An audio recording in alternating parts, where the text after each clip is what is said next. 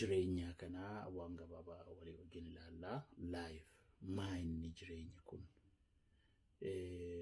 jireenyuma jechuun maa jechuudha what is life isa jedhu kana gabaabsinee walii wajjin ilaallaa waaqayyo nu gargaaru nu eebbisuu dubbisaa akka hubannu ilaalcha garaagaraatiin ilaalu namoota jireenya kanaa akka baayoloojiitti ilaaluun jira akka warra falaasotaatti ilaaluun jira akka warra hafuura spiritually garagaraa kanatti ilaaluun jira akka warra poetic kanatti ilaaluun jira akka dubbii waaqayyootti ilaaluun jira keessa dhaabannee kan nu ilaalluudha jireenya maal keessa jiraanneetu ilaalla jireenya kan al tokko nurkaadha kanaaf nu gaddisiisaa nu aarsaa warra biraan of ajjeesuu nama ajjeesuu yeroo hundumaa jireenya isaanii gadda keessaa gungummii keessaa akkaataan nuti jireenya ilaallu maatar godhachuudha waa tokko murteessa jechuudha amma warra akka baayoloojiitti yoo ilaalle ko baayoloojii waa'ee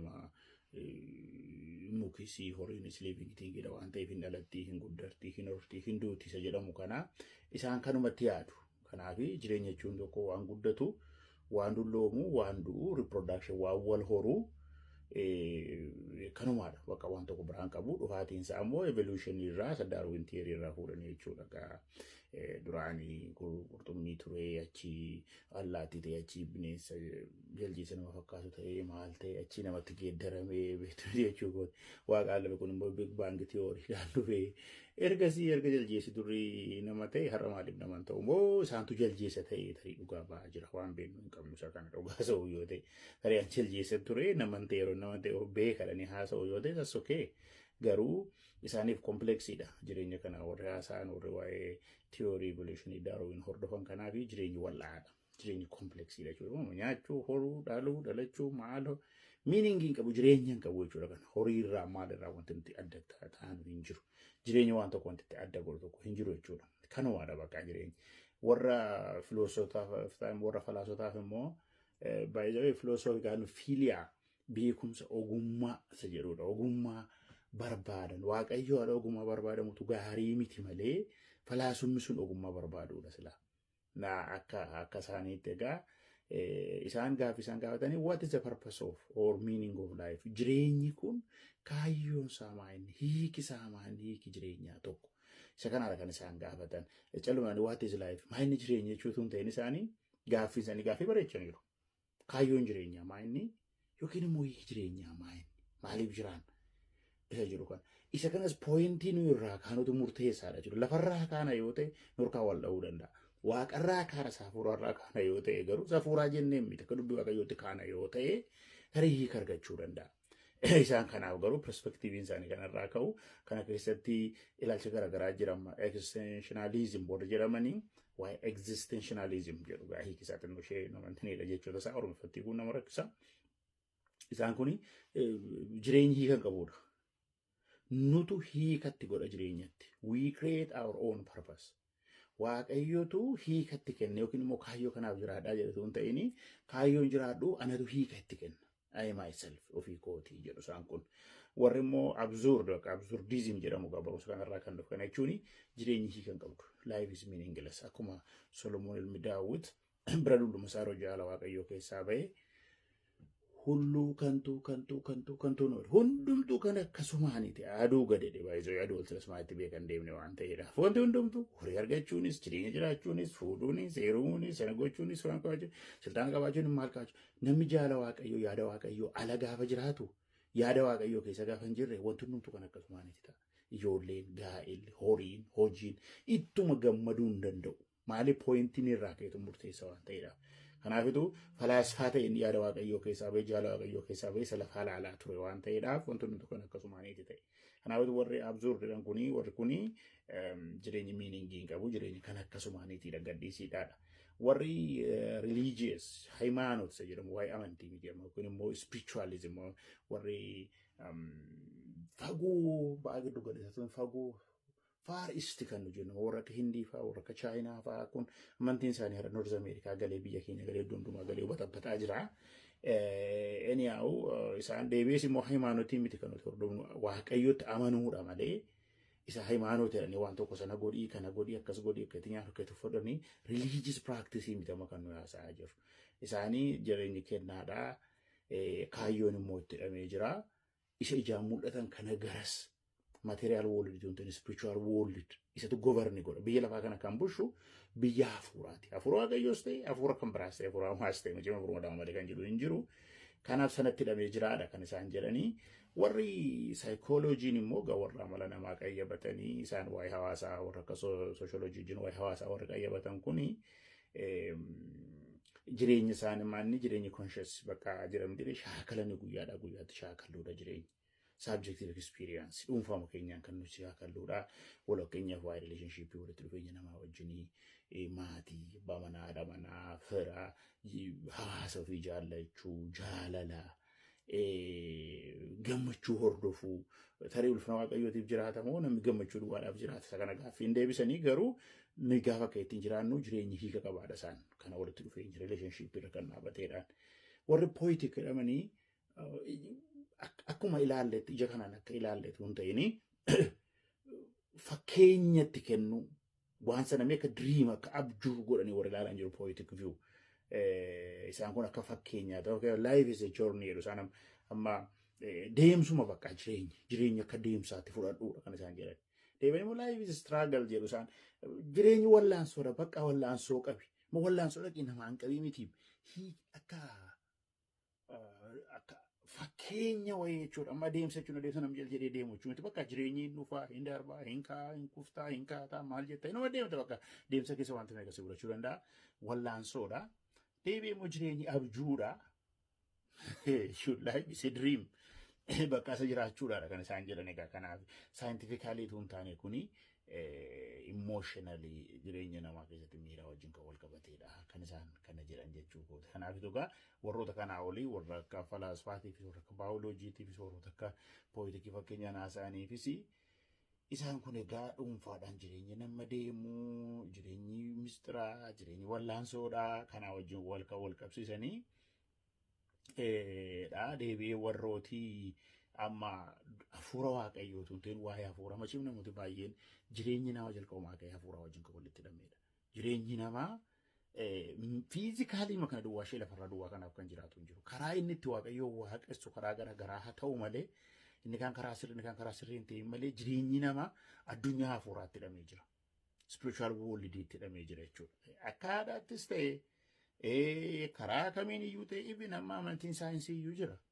Christian science warri jedhaman isin galee jechuudha. Namni barates namni hin barannes jireenyi isaa keessisaa hafuura wajjin walitti hidhamee jira. Kanaafitu isaan kun jireenyi deemsaa lubbuuti. Soul journey.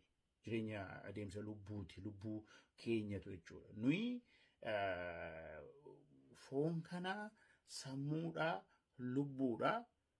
Kun immoo jireenya bara baraa wajjin yoo walitti hidhatame malee isaa bu'aan qabu.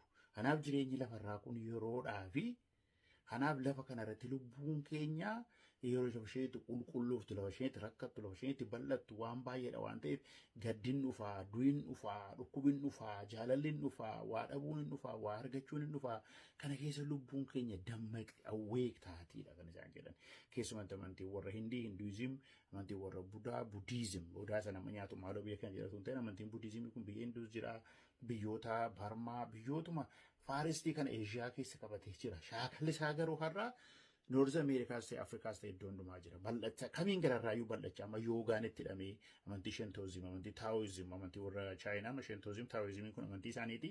Isaa wajjin wal qabateera piraaktiisiin meditation jedhanii sammuudhaan maxxaqanii guyyaa 10 guyyaa 20 guyyaa 30 tokkoon dubbii Waaqayyoo sirriitti hin beeknu yoo ta'e gaafa sammuudhaan maxxaqnu ergamaa ifa fakkaatee dhufee hafuuramaan qabatee namoota baay'ee karaa hafuurarra ciisa.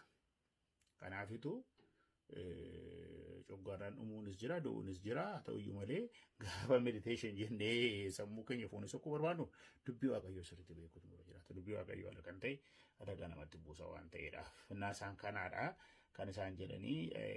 Kanaaf jireenyi maalii fi salafarraatu hin ta'in waaqarraa wajjin wal hidhatee jira waan jedhanii yaadanii fi warri mistikii akkasii kun egaa baay'eedha isaan kan isiniin jechuu dhiisuu hin danda'u. Sufizim, Kabalaa, Vendaataa, kiristaanota keessas immoo warra akkas misizimii akkasii ta'anii gubbaadhaa wajjin walitti hidhuu barbaadan jiru. Warroota bakka ooshoo warroota akka jiru baay'een isaanii maaliin isiitti maqaan isaanii baay'eetu jira. Lakkaa'ee fixuu hin danda'u. Daalleemaa baay'eedha isaan kan isin guutaan guutamaadha akka antiniitti maqaan isaa antiniidha warra buddizimii kana wajjin wal qabatee jiru. Amantii hinduuzii kana wajjin wal qabatee jiru. Isaan baay'ee isaa kan isaan ta'an mediteeshiniidha.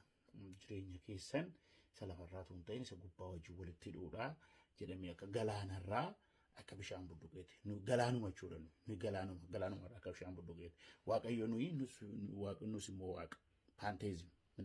Waaqayyo hundumaa keessa jira hundumtus immoo waaqa. Kanaaf kana practice gochuu sirra jiraataadha isaan jechuu kooti. Kana baay'ee kadhachuudhaan baay'ee meditate gochuudhaan jireenya kee illusionii keessa galchita jechuudhaan jireenya kee reality kana dhiiste jechuudha. Kanaaf isaan kennaadha jireenyi kun warri amantiin Abrahaam irraa dhufe Abrahaam egaa abbaa Islaamaa abbaa Kiristaanaa abbaa amantii warra Yihuudotaati. Jechuun kan koo ergasii shaakalli ittiin shaakalamu akkaataa itti waaqessan kan Kiristaanaa kan Islaamaa akka warra Yihuudotaa kun adda iyyuu haa ta'u malee maaliif amma Ismaa'eeliif abbaan Abrahaam Yisihaaqiif abbaan Abrahaam achumarraati kan jalqabe jechuudha hundumtuu zariin sun koo dhufu jechuudha. Kanaaf warra amantii warra Yihuudotaa jira Kiristaana jira Islaamii jira isaan kun walii gala kan isaan jedhanii Waaqayyo biraati jireenya kan kennamu kaayyoo jireenyaas immoo kan itti kennu Waaqayyoodha. Jireenyi qulqulluudha Waaqayyo biraati immoo kaayyoon kan itti kennamu dhiyoo geeddaran hin beeku jechuudha.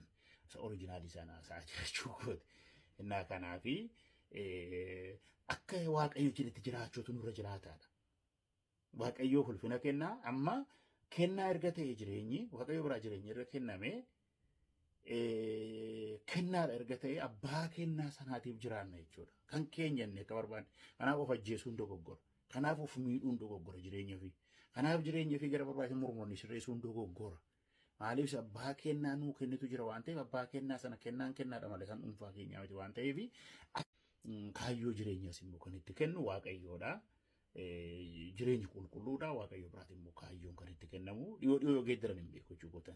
Isa oriijinaalii sana isaa jechuudha.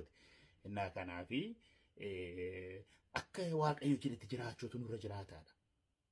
Waaqayyo ulfina kennaa amma kennaa erga ta'e jireenyi Waaqayyo biraa jireenyi erga kenname kennaadha erga ta'e abbaa kennaa sanaatiif jiraanna jechuudha. Kan keenya inni akka barbaanne kanaaf of ajjeesuun dogoggora. Kanaaf of miidhuun dogoggora jireenya fi kanaaf jireenya fi gara barbaachisu mormonni sirreessuun dogoggora.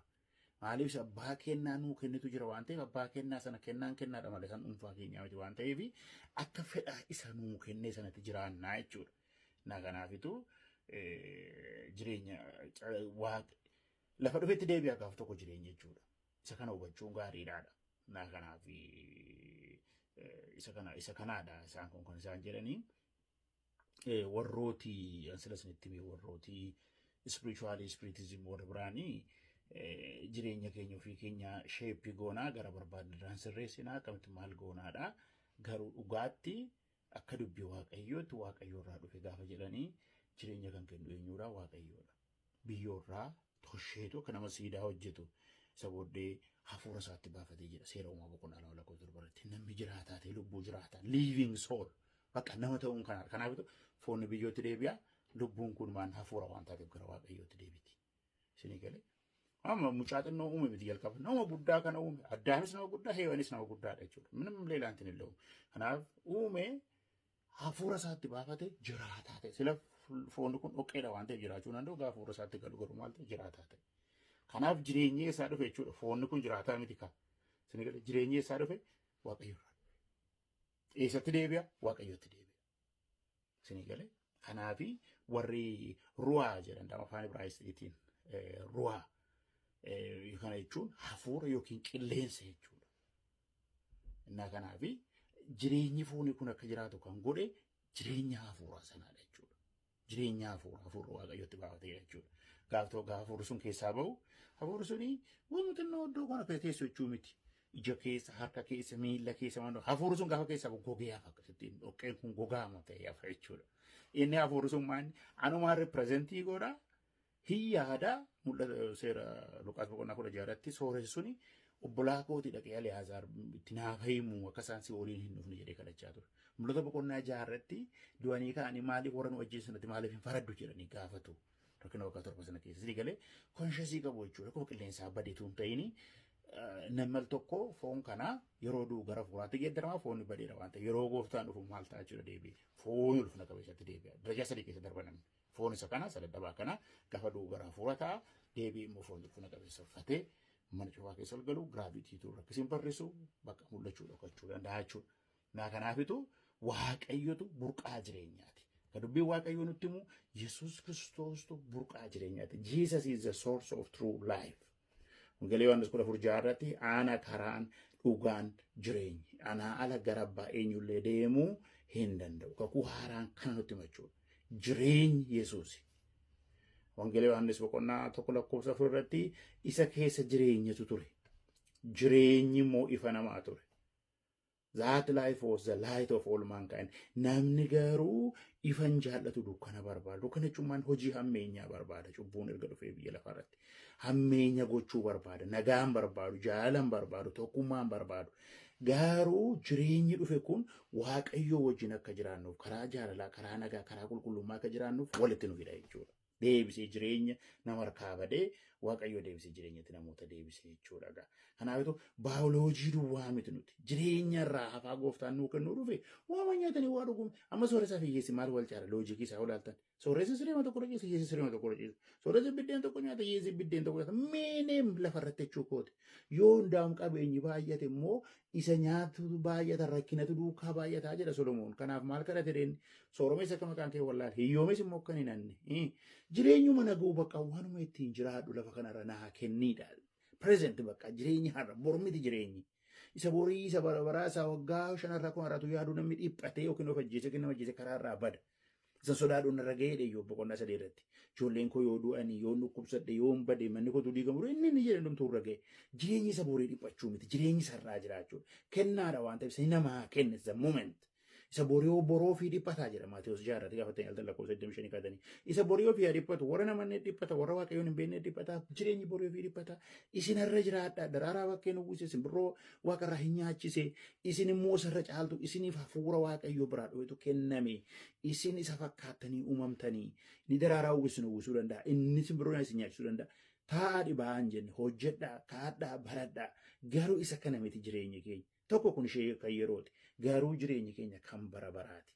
Jireenyatti galaa jireenya bara baraatu jira waan ta'eedhaaf kan bara baraati jireenya. Jireenya jechuun eternal life. Eternal life ganaa keessa gal har'a keessa galleedha. Har'a jalqabneera. Itti jirra. Borfoon kun yoo sokkite iyyuu jireenyi bara baraa immoo itti fufa. Kanaafitu jireenya irraa afaan ofii dhufe malee gooftaanii jireenya dhiphanaan ofii dhufe. Kun immoo uffataan nyaataan maaliif eessatti guuta addunyaan kun hundumtuu biyyi guddate rakkoo qaba biyyi guddanne rakkoo qaba jireenyuma foonii kana keessa damee fi yeroo kufanii kaanii booddee kufaati isaanii booddee jireenyi rakkoodha. Jireenyi mijataa miti. Wallaansoodha jireenyi jechuudha. Jireenyi bara baraa gaafa eternal life garuu Waaqayyoo wajjin communicate goonee iddoo duraatti deebinee cubburraa duunee jireenya haaraaf kaanee Roomee 6:23 akka cubburaan itti fufnee jiraanna miti. Jireenyi keenya haaraan cubbuu wajjin waliin galu. Kiristoosii wajjin walii gala waan ta'eedhaaf isa keessa jiraachuudha. Wangeelii Yohaannis 17 irratti Kiristoosiin beekuudha jireenyi bara baraa.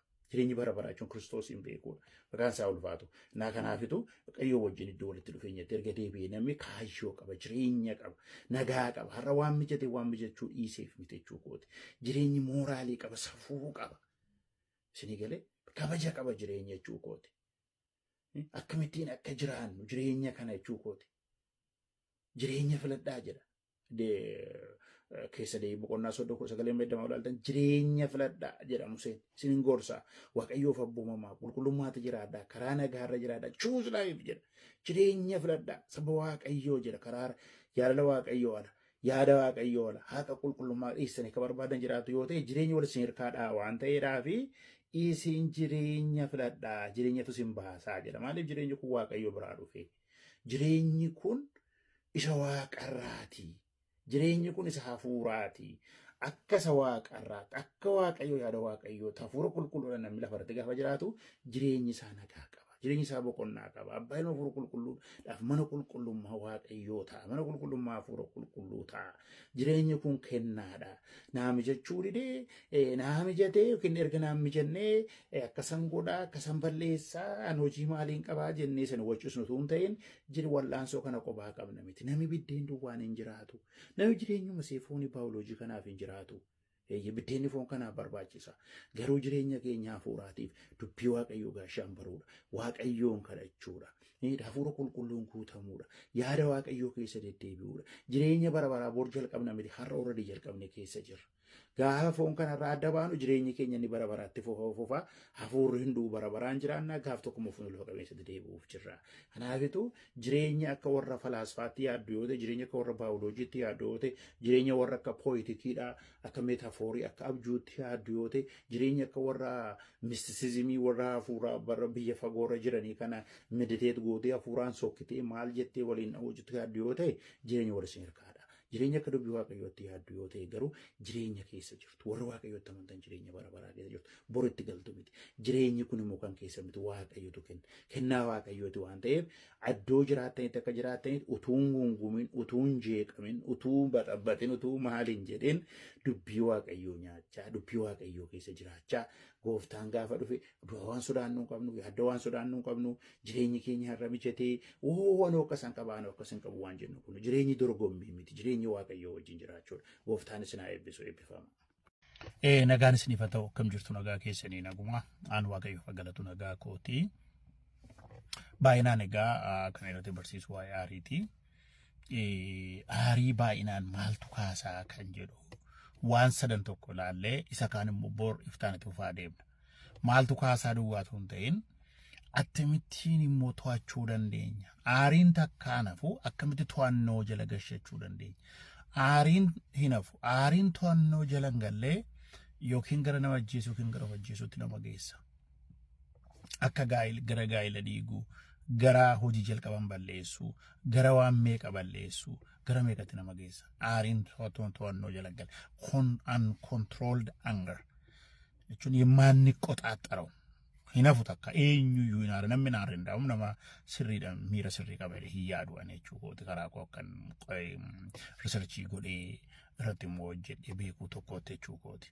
kanaafitu meen kooziinsa aarii kan kaasu inni guddaan meen kooziinsa tokko cannaqamuudha hin cannaqamnu waanuma nuur kan jirretti waan gochuu hin dandeenyetti cannaqamna yeroo baay'ee jechuudha inni tokko miliyeenarii ta'eera inni tokko miliyeenarii ta'uudhaaf deemaa isteeppiidha inni ta'es gadi bu'uu danda'a inni hin taanes immoo ol ka'uu danda'a garuu cannaqamnee waan dabalu tokko hin qabnu sagalee waaqayyoo rifeensi mataa keenya lakkaa'amaadha waan tokko dhiphannee waan ofirratti daballu achii ol dabalu tokko hin qabnu hojjaa keenya irratti hin daballu maal keenya irratti hin daballu indaa'am gaafa dhiphannu gaafa cannaqamnu fayyaa keenya dhabaa deemna dhukkubarra bu'aa deemna jechuudha jireenya keenya dhabaa deemna tokkonni guddaan anzaayitii isa yaaddoo sun ta'in stress al tokko overwhelmii taana sana qabna hojiitti keessumatti immoo obboleettonni mana keessaa waa sirreessu mana keessaa ijoollee jedhu achi sana jedhu achi ala jedhu overtee wanta baay'eedha yeroo sammuu isaanii cannaqamu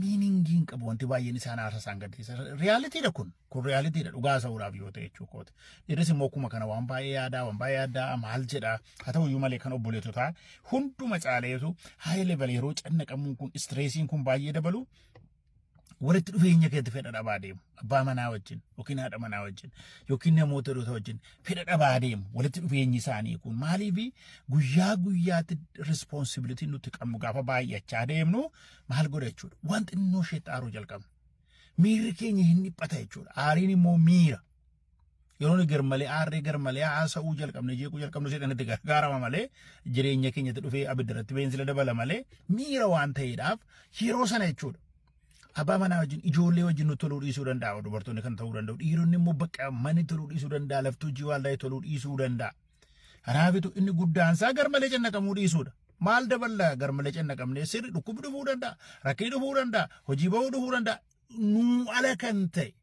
nuu ala kan ta'e wanti baay'ee nurra gahuu danda'a wanti nuti to'achuu hin dandeenye wanti baay'een qabu nurra gahu keessi keenya waan kan akkamittiin akkomodeet godhe sirreessa jennee yaaduu nurraata malee dhiphannee yaaddoofne wanti daballu maalii qaba Yaaduun gaariidha, pilaan gochuun gaariidha. Garuu al tokko yaadnee pilaan goonee yaadii keenya bakka ga'a jechuu miti. There is a lot of shortcomings. Wanti nu jalaa hafu wanti irratti jira waan ta'eedha bakka nu yaadne ta'uu dhiisuu danda'a. Namni dhukkubsachuu barbaade tokko hin jiru. Utuu of eeggatu utuu maal jedhu namni tun beekin dhukkubarra bu'uu danda'a. Of eeggannaa dhiisuudha wanti nu irra buune haa ta'u inni mataan isaa yeroo nan jedhu gaariidha jechuu kootu hin ta'in al tokko waan baay'ee rafan jedhu utuu hin beekin maatii keessa maal keessa rakkoon tokko dhufuu danda'a. Wanti gochuu dandeenyu hin jiru waan akkasii garmalee dhiphanne jechuu kooti. Garuu koozii yookiin immoo ka'umsa aariitiif inni biraan frustration gaafa jennu oromiffarratti akkamittiin akkan hiiku hin beeku. Galma tokko qopheessinee galma sana bira ga'uudhaaf yaannee gaafa galmi sun ga'uu danda'u. Namni tokko baratu barumsa dippiloomaa isa baratu maastersii isa baratu PhD isa baratu maal isa baratu kan namni baratu ittiin jireenya isaa fooyyessee hojii tokko hojjetee ittiin jireenya isaa geeddaruudha. Sun ta'uu dida. Baratee bahee addunyaa marraa bara kana amma hojiin hin jiru infleeshiniitu jira. Wanta baay'eetu jira. Akka inni yaade ta'uu dhiisa. Namni kan inni nagadu kasaruu mituma nagadu kisaaraa keessa bu'uu danda'a. Baankiirraa liqeeffate namarraa liqeeffate waan gashuudha bu'uu danda'a. Galminni yaade gaafa bakka ga'uu dhiisu namni kun dhiphachuu jalqaba. Frustrated ta'uu jalqaba. Waanuma baay'eedhaan bakka waan qabatee waan dhiisu wallaaluu danda'a. Salphaatti aarii keessa gala. Nama akkasiitiin kolfii yoo ittiin taphadhoo jettanii ittiin tolu bakka waan xinnoodhaan waan aarii keessa trigger galuu danda'a. Yaa kanaafi kun kontroolii keessanii ala. Wanta gochuu dandeessan hin qabdan. Garmalee aartanii dhukkubarra buusuun isin irra jiraatu bakka argatee wanti godhamuu danda'amu hin jiru waan ta'eedhaaf. Inni biraanii wantoota nu sodaachisu fakkeenyaaf amma namni uumamaan waaqayyo kabajii uume waan ta'eef kabaja barbaada. Al tokko namooti vaaliyuu kennu nama horii qabu nama barumsa qabu iddoo guddaa kennuuf. Nama horii hin qabne yookiin nama barumsa hin qabne vaaliyuu siistamiin akkasii namni barumsaan nama kabaja qomoodhaan nama kabaja. Taayitaa inni qabu nama kabaja. Abeet jedhu. Waan isin buzza riversi ta'ee warra nuti gad ilaalle immoo darbaniiru baay'ee waaqayyo guddiseera. Iddoo har'a nama yaadnutti bor yaaduu nurra hin jiraatu. Phexros hararra gaafa dhaabatu qeexamaadha nama jeeqamuudha nama dhaabbii hin qabne jaajii hin qabne dhuma isaa ilaaleeti gooftaan garuu kan inni haasa'aa ture. Kanaafitu al tokko namni iddoo isinitti dhowwatee gaafa inni kabaja nama dhowwatu nama aarsa. Namoota akkasii wajjin yookiin abbaa manaa fi haadha manaa yookiin maatii ta'uu baannaan maaltu isin dhibbisee? Namni tuffatu wajjin maaliif hin deema yeroo hundumaan? Iddoo tokkotti wal arguu dandeenya. Namni sun tuffina agarsiisa taanaan maali yoon paasterii isaa ta'ee jira sirriidha nama sana barsiisee geeddaruun barbaada. Kanarraa kan hafe guyyaa lammataa arguun barbaadu. Jibbas miti kun nama tuffatu nama maal jedhu tokko waa'ee maal hojii wajjin dhaqee dhaabbadhan. Mana nama akkasiis jireenya nama akkasiis maal hojii dhaqee wajjin hin tiniidhaan. Namni namummaadhaan kabajama malee waan barumsa qabuuf waan horii qabuuf kabajame waan homaa hin qabneef mukatti ilaalama miti. Performance isaatiif waan hojjetee miti namni. Walqixxeetu nagaranii tokko miliyoonii tokko maa dhabuu danda'a. Walqixxee baratanii tokko jirree tokko hojii dhabuu danda'a. Inni hojii hin qabne inni barumsa hin qabne maal iddoo guddaa ga'uu danda'a. Kanaafitu barcuma ulfina abbaatuuf jala baataa'e Oromoon. Kanaafitu namni gaafa daawun isin ilaalee tuffachuu jalqabu distaansii irraa godhanii baawundarii ofii kaa'achuun gaariidha. Daarii ofii jechuu kooti. Maaliif nama akkasii kana wajjin haasa'uun wajjin nyaachuun wajjin jibba miti booddee wal loliisa keessa jibba gadhee keessa galla waan ta'eef har'a keerii ofii gochuudha jechuudha inni kun aan ofii kooti kabaja mataa kooti eessifachuun irra jiraata jechuudha kun tini biraan qabu jechuu kooti. Deebii miira soolfiin ta'ani al tokko namoota waan nuun jedhanii dhiisuun kan nurra jiraatu nama sanaa jennee miti akka namni sun sammuu keenya garban gooneef namni nu jibbinu utuu as hin jiraanne nama kanaadhaan jiraadha biyya taa'ee sammuu koo bitana mana jibbu yoo jiraate yoo muna jibbate biyya taa'ee addunyaarra taa'ee sammuu isaa biteen garfasa godhee jiraadha ronduma sammuu isaa keessa jiraadha jechuudha namni jibbu. Kanaafitu nama jibbitan akkannaan jette akkannaa godhee jettan dhiisaa nama sanaa jettanii miti araarri booddee ta'a har'a garuu isin dhiisuudha. Maal isaatanii Itoophiyaa yookiin Awurooppaa irrattu bakka dhiiseeraa fi yaa waaqayyo na gargaarettanii guyyaa booddee sammuun keessa fayyaa ta'u bilbilaan isa teekasiinis wanti wal komata yoo jiraate immoo walii dhiisu araaramuudha inni bakka isa booddee kan jiru jechuudha. Kanaafitu immooshinii keenya keessa achi gadi fageessee kan nu madeessee jiru wanti nu sodaachisu wanti nu gaddisiisu wanti nu yeellaasisu wanti tokko gaafa jiraatu jireenya keenya keessatti aarii dabalaa deema roonduma. Wanti sammuu keenya qabate immoo nuti irraanfatamu roondumaa nuti yaadatama. inni biraan akka addunyaatti akka biyyaatti yeroo kan haqin jiru injustice kan nama hundumaa aarsee maarraachuu bara kana namni horii waaqayyoomti hafuura horii akka bineensaa ta'u waaqayyo namarraa kaasu. Birrii argatee jennaan abbaan murtii jallisa inni biyya geggeessu jallisa. Sinigale keessatti biyya Afrikaa biyya hiyyeettiidha waan ta'eef utuu dhugaan bakkee jiru dhugaa jallisa gaafa horii argatu. Borimmoo silxaanatti irraa sinkaa barabaraan silxaanarra kan jiru aboorra kan jiru waaqayyo duwwaadha. Namni irratti hafee jiru dargii yeroo sana waaqayyoon jiru dhee hambara dargii si'a jaanidhame waan biraan miti waa'ee wangeela lallabu duwwaadha. Tuna maayii dhaayiroonni kufee galagale meeqaan isaanii akka kadhattuu ta'an gadi bu'anii hangaroo marraattan jira. Maqaan waaqayyoo ulfaatu. Kanaaf eenyu silxaana irratti kanaaf hin jiru. Barabaraan kan jiraatu waaqayyo duwwaadha. Har'a horii qabuun, har'a silxaana qabuun, har'a maal qabuun namni of jajee bor gatiisaa lafarratti kaffalsa. Waaqaan isaa lafarratti inni waan gaarii facaase gaarii haama, inni waan gadhee facaase gadhee haama seetan hima. Jaalala facaafnaan jaalala, kabaja facaafnaan kabaja, nagaa facaafnaan nagaa. Namni isa facaase lafarratti haama. Haqi yeroo jallatu, dhugaa yeroo badu. Akka hawaasaatti nama gaddisiisa, nama aarsa. Akka dhuunfaatti nama aarsa. Namni haqa barbaada. Addunyaarraa garuu haqa dhugaa kan faradu hin jiru. Waaqayyoo garuu gatii isaanii mul'ataaf jallannu jibbinu lafarratti jechuukooti. Namarraa Ameerikaa ta'e, Kanaadaa ta'e, eessa Raashiyaa ta'e, eessa ta'e haqi dhugaan namni faradu hin jiru. Ni biyya keenya inni Afrikaa ija baaseeti. Namni beelee yeroo nyaatee quufamu. Namni horii barbaadu silxaana barbaadu garuu akka na bishaan shaboo dhugeeti. Dr. Mallasee Ogumaayidha. Nee bishaan shaboo dhuguutuma dhuguutu amalee danda'ee quufuu hin danda'u. Waradaa bushuu gaa jalqabu yoomana urajjaa gaa achi yooman kibila garii gaa achi yooman biyya bushee namni silxaanaa fi nama hundumaa lola nama fuuldura of ajjeesa nama of fuuldura ajjeese iddoo qabachuu barbaada bari immoo qaa'ee dheedudha. Horiinis kana fedhiinis kana. Innaa kanaafitu haqi badu haqa lafarraan eenyu haqa namarraan eenyu waaqayyo garuu waan dhokate immoo bakkeetti baasa. Kanaaf wanti nama aarsu wanta akkasii jira wanta baay'eetu jira physical discomfort. Fakkeenyaaf amma namni dhukkuba qabu tokko namni jireenya isaa keessatti yookiin dhiigni ol ka'uun itti baate yookiin dhiiga dhibuun itti baay'ate yookiin sukkaara qabu yookiin maal qabu isa waraanu jiru tokko miirri isaa nagaan qabu waan ta'eef aaruu danda'a jeeqamuu danda'a. Bara kana immoo mental healthiin baay'ee rakkisaadha namni depressionii qabu. Maali wanta haalli mijachuu dhiise kanarraa kan ka'e namni takka nyaata jibbisiisaa nama wajjin haasa'uu jibbisiisaa hawaasa keessatti argamuu jibbisiisaa waan xinnoodhaan isa aarsaa isinii galee. Sammuu namaa tuqamee yookiin salphaatu of ajjeesa yookiin nama ajjeesa isin galee wanta baay'eetu jira jechuukooti. Waa'ee isa borii fadhiiphansu hin dhiphatinaa jedhama tos jaarraa namni isa borii yaaddaa har'a jiraachuu isaa iyyuu hin beeku kana booddee jiraachuu isaa iyyuu hin beeku boriif yaaddoo keessa gala yeroo baay'ee disoordariin akkasii sammuu keenya qabachuu danda'a gaafa dipireeshiniitti galaa deemu. Namooti kun jala isaa wantoota jeequ wantoota aarsu baay'eetu jira isa kana jalaa dhokachuu dhugaatii dhuga dhaqee isa kana jalaa jiru sigaarii ta'u isa kana jalaa to'achuu diraagii fudhata. Sirriidha. Sa'aatii tokkoof, sa'aatii shaniif, sa'aatii kudhaniif boqochiisuu danda'a. Boor immoo itti deebi'a. Maaliif wanti iddoo jiru sun hin kaane waan ta'eedhaafi ammas immoo itti deebi'a. Ammas fiigee dhaqeetu dhugaatii dhugu achi immoo diraagii fudhachuu jechuudha. Sattiin kunoo diraagii bara kana keemikaaliin sun maal godhachuudha boor garba godhata. Dhugaatiin sunis diraagiin ni fudhatu qorichi ni fudhatu sunis maal godhaa garba isa godhata. Waan sana irraanfachuu hin danda'u yoo waan sana fudhate malee. Booddee maal ta'a jechuudha suusanyaa ta'e waan hin taaneef nama rabsaa nama lolaa waan hin taane keessa galee obballeessi nama balleessa jechuukooti. Wantoota nu qoru akkasii sana yoo iddoodhaa kaasne malee dhugaatii dhuguun sigaaraa xuuxuun diraagii garaagaraa fudhatanii kunoo marijuwaanaa kana jedhanii kookeenii kana jedhanii fudhachuun fayyaa isaaniis zeeroo godhanii jireenya isaaniis zeeroo godhanii keessumatti dargaggoonni baay'een kanaan badaa jiru. Kanaaf wanti aarii kaasu baay'eedha. Isa aarii kaasu trigger godhu sana Akkamittiin iddoo kaafna. Miirri keenya isa wanta jiru sana kabar godhes. Mara primary emotion miti baay'ee yaariin. Secondary dha. Isa sana dhosseetu waa'ee sanaatiif asii amma kaasee irra keessa akka gaaziin jala ta'e abidda boba'u irra keessa nu obeessa. Isa kana akkamittiin qabbaneessinaan amma irra keessa boba'u abidda kana akkamitti dhaamsinee isa jalaa nu qoru akkamittiin buqqifnaa isa jedhu ilaalla gidduu kanammoo.